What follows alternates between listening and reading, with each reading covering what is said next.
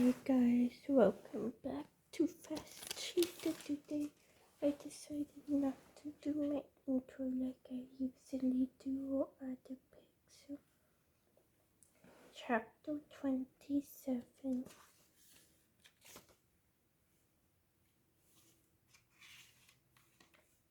Nellie crouched in the weeds as if the trilon poking up, looking up at the dark building. There were 4 labs with lights still on. She waited, legs cramping until the lights went off one by one. Soon, the strangling scientists left the building and got into their cars. Nellie slipped out of the ditch and ran across the parking lot in a low, crouched, doing her best to avoid the pools of light streaming down from towering steel poles. There was a security station just inside the main entrance that was manned 24/7, so that way was that. Luckily, she had the building schematics all but memorized. Nellie left the parking lot and came up around the north side of the building, barely crawling underneath the first floor windows just in case. Nellie found the side door and pulled the lockpick tools out of her back pocket, seized the thin metal tools into the lock and closed her eyes as she dug around inside. Certain her success by the vibrations coming back through the metal, she felt tumblers move out of her way one by one, but got stuck on the last. It slipped and slid out of her grasp, and her hands went tense. Nellie heard footsteps out in the dark. No doubt a guard on patrol. He was getting closer, 20 feet away, then 15. Nellie pulled her whole concentration into the tools, twisting and turning them. Come on, a flashlight beam appeared. Nellie held her breath. 10 feet, 5, the final number lifted and the lock clicked open. She threw her shoulder into the door as the guard appeared. She rolled inside, sticking out one hand at the last second to stop the door before it slammed against the frame. She held it there, listening until the guard was gone again. Nellie eased the door shut and then turned into the gloom of the building. She was in a first-floor stairwell to get back to the vending machine. She needed to go up 3 flights and then ran through the corridors until she was on the far west side of the building. Nellie got moving, slinking up the first floor, then peeking out the door until she was sure no one was coming. The hallways were half lit by safety lights, filling the string of labs and corridors were an eerie gloom. Nellie froze at every sound, her body going on high alert until she realized that was simply the building settling or the air conditioning cycling on. She had memorized the placement of the video cameras and took a long and winding route to avoid them. It felt like it took her hours before she finally ended up back at the dead-end hallway. The snack machine glowed in front of her as she approached it. The glass front picked up her reflection. Nellie's skin went cold as she imagined the black machine was a huge mouth poised to devour her. Come on, Gomez, pull yourself together. It's just your imagination. Nellie's hand shook as she pulled the stolen key card from her back pocket. She had definitely picked up a thing or two over the years, a subtle shoulder pump and a foam maneuver she had seen outside of Dr. Calendar's office had been distracted enough that Nellie could swipe her card without being noticed. Nellie ran it through the reader. There was a click and one as if the snack missing popped away from the bar.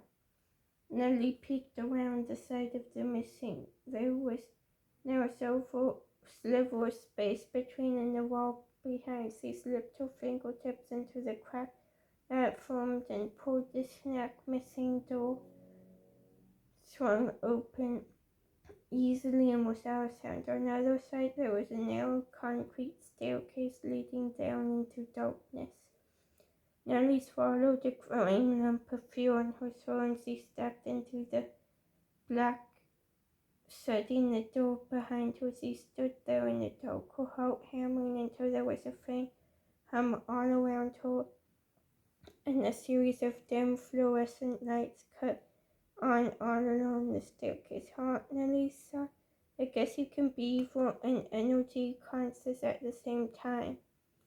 Nellie descended the stairs, crossing switchback landings at each floor until she had descended 5 levels. There she found a landing and a steel track at the door. The basements would be just on the other side. She swiped her A card in the reader by the handle and the door popped open. Nellie peeked through the doorway. On the other side was a nondescript hallway with large pixel windows running down its length. She didn't see any people or hear any voices.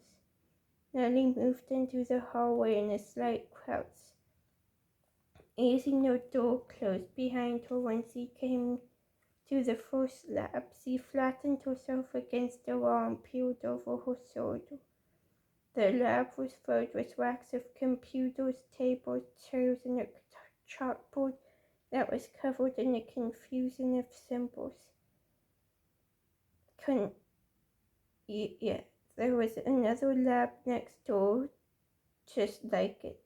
She came to a third lab and found glass tanks filled with a sick green liquid. Odd lumpy shapes floated in the green while bubbles of air streamed past the ceiling. Nellie thought with a chill. Her instinct was to bust inside and smash the tanks, but she needed to see the full scale of the operation. As Nellie started down the hall, a door swung open behind her and someone exploded out of it in an adjoining room. A hand fell over her mouth and she was yanked out of the hallway and into another room. Nellie moved without thinking. She spied a fire extinguisher on the floor and grabbed it and swung as hard as she could. There was a satisfying yelp of pain and her tackle crashed to the floor. She pulled the steel canister back for another swipe. Nellie, please, wait. Nellie stopped mid-swing. Below her she saw a tangle of black hair and dark eyes wide with fear. Sammy, the fire extinguisher, clanked to the ground and Nellie dropped down beside him. He had fallen against a nearby table and was bleeding from his forehead. Oh no, oh God, I can't believe are you okay? I'm fine, but what are you doing here? Nellie grumped. I'm your own personal cavalry.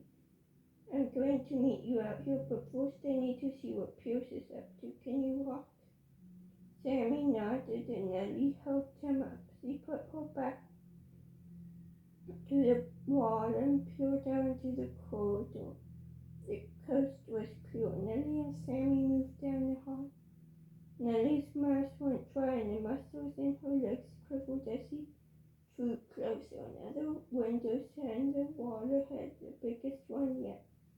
Nellie moved up alongside it, her back to the wall. She was surprised to find her heart racing. She turned slowly and looked inside. There were no people anywhere that she could see, only a factory floor the length of a football field. Filled with ranks of black machines, a conveyor belt ran along the room, connecting machine to machine, but what was on it?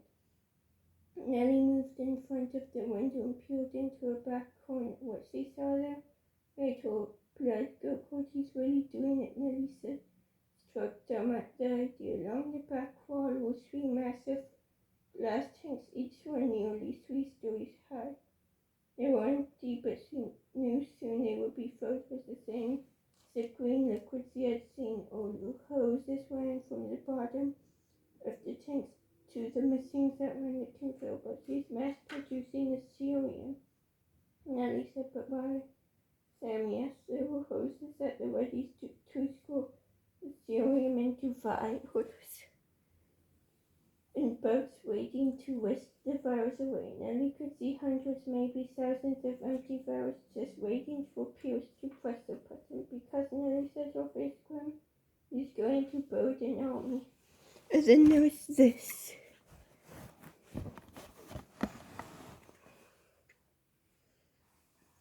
And then there's this. From the cradles of the 39 clues and infinity rings. Spirit animals, the legend lives in you. 4 children discover that they have spirit animals, a powerful bond that thrusts them on a quest to save the world. Read the book and unlock the game. Scholastic.com, Spirit Animals by Brandon Morley. Scholastic, New York Times best-selling author. Wildborn, Book 1.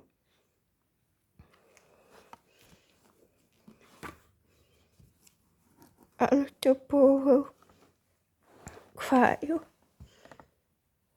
Late Final by Stacy Lellos. Taiko Quattromola. No longer satisfied with risking his own life, Dan Cahill has taken his daredevil stunts to the next level, literally.